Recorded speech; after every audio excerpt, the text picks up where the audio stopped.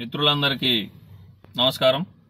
నా పేరు రవికుమార్, ఆంధ్రప్రదేశ్, విజయవాడ. నేను ఒక ట్యాక్సీ డ్రైవర్ని. నాలాగా ట్యాక్సీ నడుపుతూ జీవితాన్ని కొనసాగిస్తున్న నా డ్రైవర్ సోదరులందరికీ కూడా ఈ వీడియో అంకితం.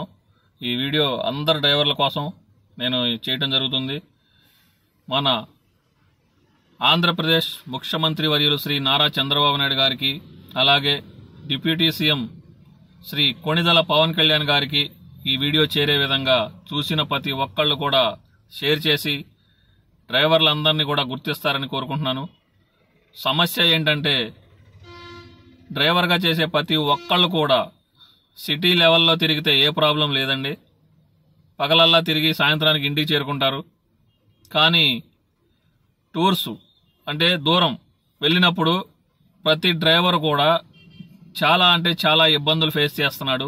ఆ ఇబ్బందులు ఏంటంటే, కస్టమర్ హోటల్లో రూమ్ తీసుకుంటాడు, డ్రైవర్ని వదిలేసి వెళ్ళిపోతాడు. కనీసం ఆ హోటల్లో ఫెసిలిటీస్, డ్రైవర్కి పడుకోవడానికి రూమ్ అనేది కంపల్సరీ ఉండాలండి. అలాగే బాత్రూమ్ ఫెసిలిటీస్ ఉండాలండి. ఎందుకంటే డ్రైవర్ పగలల్లా జర్నీ చేసి అలసిపోయి కంటి మీద కొనుక్కు లేకుండా ఒళ్ళంతా అలసిపోయి ఉంటుంది.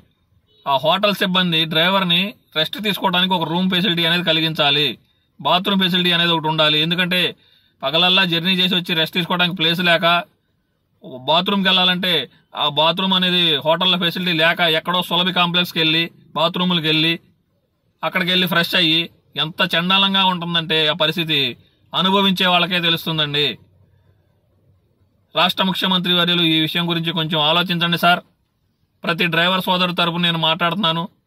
నేను ఒక డ్రైవర్నే కాబట్టి అందరికీ న్యాయం చేయండి. చిన్న హోటల్ అయినా, ఓయో రూమ్స్ అయినా, లార్జీ అయినా, 5 స్టార్ 3 స్టార్ ఏ హోటల్ అయినా సరే డ్రైవర్కి కనీస ఫెసిలిటీస్ ఉండేలాగా, డ్రైవర్ పడుకోవడానికి దూరం వచ్చినప్పుడు డ్రైవర్కి ఫెసిలిటీ కలిగించాలి, రూమ్ ఫెసిలిటీ ఉండాలి. అలాగే తను ఫ్రెష్ అవడానికి, రెడీ అవడానికి దేనికైనా సరే ఒక బాత్రూమ్ ఫెసిలిటీ ఉండాలి.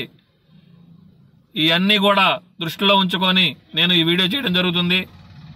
ప్రతి ఒక్కరు కూడా ఈ ప్రాబ్లంతో చాలా ఇబ్బంది పడుతున్నారు. డ్రైవర్లకి నిద్ర లేక, కరెక్ట్గా రెస్ట్ తీసుకోవడానికి సమయం దొరకక, కారులో పడుకుంటే నైట్ అంతా కారులో గాలి ఆడదు, తలంతా చెమటలు పట్టేస్తుంది, లోపల నిద్ర ఉండదు, బాడీ పెయిన్స్, తెల్లారి లేచి మళ్ళీ జర్నీ చేయాలంటే ఆ డ్రైవర్ ఎంత రెస్ట్ లేకుండా అలసిపోయి ఉంటాడో ప్రతి ఒక్క డ్రైవర్ సోదరుడికే తెలుసండి. మా డ్రైవర్ సోదరులు పడే బాధ ప్రతి ఒక్కళ్ళు కూడా అర్థం చేసుకొని, ఈ రోజు బయటికి వెళ్ళాలంటే డ్రైవర్ లేకుండా ఏ పని అవ్వదు. ప్రతి దానికి డ్రైవర్తో కారణం ఉంటుంది. డ్రైవర్ లేని అడుగు కూడా బయటికి వెళ్ళలేని పరిస్థితి కొంతమందికి ఏర్పడి ఉంటుంది. మా డ్రైవర్ని కనీసం మనుషులుగా గుర్తించని వాళ్ళు కూడా చాలా మంది ఉన్నారు సమాజంలో. కొంతమంది కస్టమర్ మహానుభావులు ఉంటారు. డ్రైవర్ తిన్నాడా, డ్రైవర్ ఇంటి ఫెసిలిటీ, తను పగలలా జర్నీ చేసి ఉన్నాడు, తను రెస్ట్ తీసుకోవడానికి ప్లేస్ కల్పించాలి అనే కనీస ఆలోచన కూడా ఎవరికి, కొంతమంది కస్టమర్లకి లేదండి. 100%లో 30%, 20% తప్ప మిగతా 70% కస్టమర్లు కూడా డ్రైవర్ని పట్టించుకోరు. అలా పట్టించుకునే వాళ్ళు లేరు సమాజంలో. ఇంకా ఏ కాలంలో ఉన్నామండి మనం? రాతి కాలంలో ఉన్నావా? టెక్నాలజీ పరుగులు తీసే కాలంలో ఉన్నావా? ఇప్పటికీ కూడా సమాజం మారకపోతే ఎలాగా? డ్రైవర్లు గుర్తించకపోతే ఎలాగా? డ్రైవర్ కూడా మనిషే కదా, తనకి కుటుంబం, పిల్లలు అన్నీ ఉన్నాయి కదా. తనకి యాక్సిడెంట్ అయిపోతే రోడ్డు మీద పడిపోతుంది కదా కుటుంబం. అలా పడిపోవడానికి కారణం ఎవరు?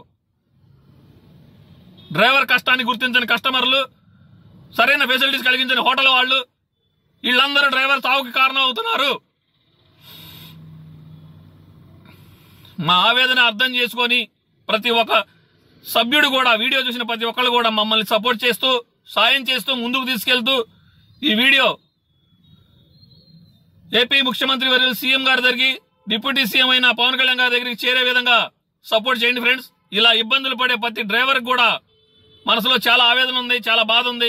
పగలల్లా జర్నీ చేసి అలిసిపోయి యాక్సిడెంట్లు అవుతుంది అంటే నిద్ర లేక, రెస్ట్ లేక కుటుంబాలు రోడ్లను పడిపోతున్నాయి. డ్రైవర్లు అందరూ నలిగిపోతున్నారు. డ్రైవర్ అనేవాళ్ళు చనిపోతే ఆ కుటుంబం రోడ్డు మీద పడిపోయి ఎంత దీనమైన పరిస్థితిలో ఉంటున్నారో నేను కళ్ళారా చూశాను. నాకు తెలుసు ఆ బాధ. సాటి డ్రైవర్గా ఎంతో మంది జీవితాలు రోడ్ల మీద పడిపోతున్నాయి.